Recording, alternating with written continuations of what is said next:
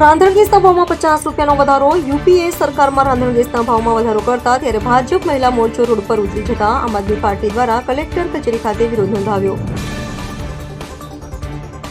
હવે રાંધણ ગેસમાં ₹50નો વધારો થયો હોવા છતાં ભાજપ મહિલા મોરચો ક્યાં ગયો? પાયલ સાકરિયા. રાંધણ ગેસમાં ભાવ વધારો પાછો ખેંચોના સૂત્ર સાથે આમ આદમી પાર્ટીના કાર્યકર્તા જિલ્લા કલેક્ટર ખાતે પહોંચ્યા. જિલ્લા કલેક્ટરને આવેદનપત્ર આપી રાંધણ ગેસમાં ભાવ પાછો ખેંચવાની માંગ.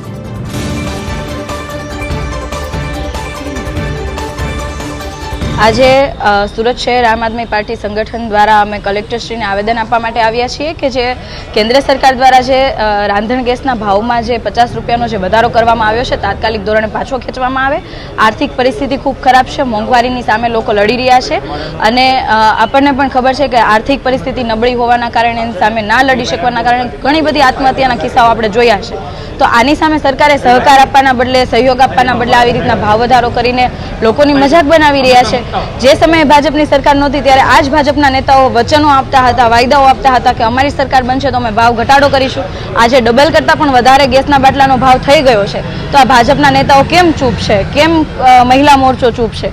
આજે અમે માંગ કરીએ છીએ કે તમે બોલી ન શકો તો કાંઈ નહીં, પરંતુ અત્યારે સરકાર તમારી છે તો ભાવનો ઘટાડો તો કરો, લોકોને થોડીક તો મદદે આવો. જ્યારે ચૂંટણી આવે છે ત્યારે ચૂંટણી ઢંઢેરામાં તમે 500 રૂપિયાના સિલિન્ડર આપવાની વાત કરો છો, મફતમાં તહેવારે મફતમાં આપવાની વાત કરો છો, પરંતુ જેવી ચૂંટણી જાય એટલે તરત જ તમે તમારો રંગ અને તમે તમારી લાયકાત બતાવી દેતા હોય છે, અસલિયત બતાવી દેતા હોય છે. તો અમારી માંગણી એવી છે કે તાત્કાલિક ધોરણે આજે ભાવ વધારો થયો છે પાછો. રિપોર્ટર હિતેશ બેલચર, સુરત.